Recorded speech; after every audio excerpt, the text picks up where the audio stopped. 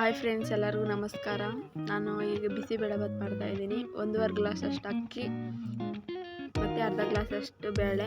Ration ಅಕ್ಕಿನ ತಗೊಂಡಿದ್ದೀನಿ, ನೀವು ಯಾವುದಾದ್ರೂ ತಾಳಿ.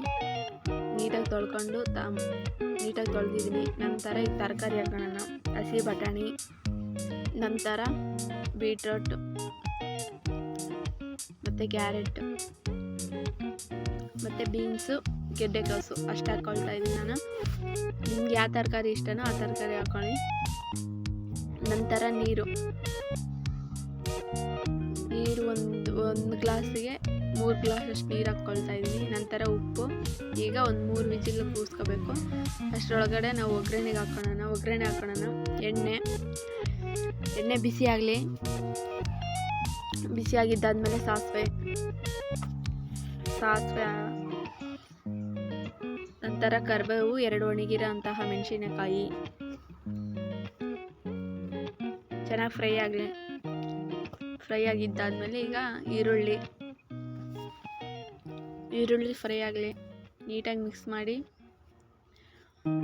ಈರುಳ್ಳಿ ಫ್ರೈ ಆಗಿದ್ದಾದ್ಮೇಲೆ ಈಗ ಟೊಮೊಟೊ ಹಾಕೋಬೇಕು. ನಿಮ್ಗೆ ಟೊಮೊಟೊ ಎಷ್ಟು ಬೇಕೋ ಅಷ್ಟು ಟೊಮೊಟೊ ಹಾಕೊಳ್ಳಿ. ನೀಟಾಗಿ ಮಿಕ್ಸ್ ಮಾಡಬೇಕು. ಚೆನ್ನಾಗಿ ಫ್ರೈ ಆಗಬೇಕು. ಹಿಂಗೆ ಬೇಯಬೇಕು ಅಷ್ಟೇ. ನಂತರ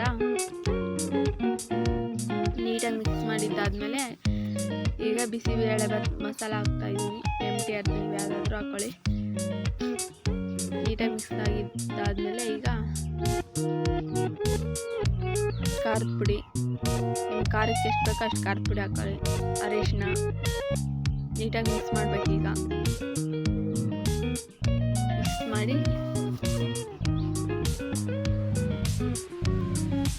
ಹುಣಸೆ ಹುಳಿ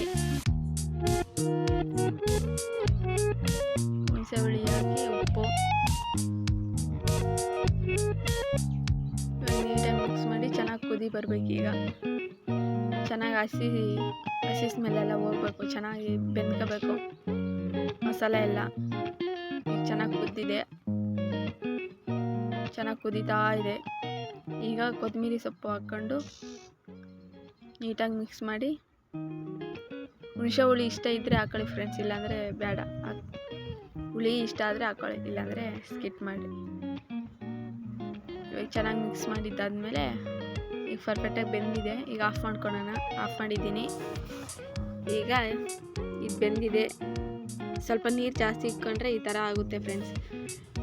ನೀರು ಸ್ವಲ್ಪ ಕಮ್ಮಿ ಇಟ್ಕೊಂಡ್ರೆ ತಳ ಹಿಡಿಯುತ್ತೆ. ಇಷ್ಟಾದರೆ ಕರೆಕ್ಟಾಗಿ ಆಗುತ್ತೆ.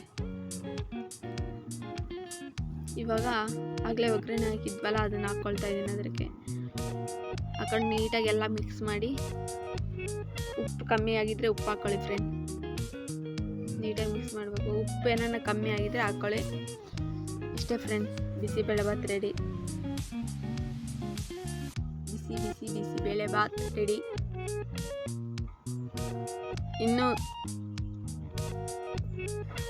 ಇಷ್ಟ ಆಗಿದ್ದರೆ ಸಪೋರ್ಟ್ ಮಾಡಿ ಫ್ರೆಂಡ್. ಬಿಸಿಬೇಳೆಭಾತ್ ರೆಡಿ ಆಗಿದೆ. Bye friends.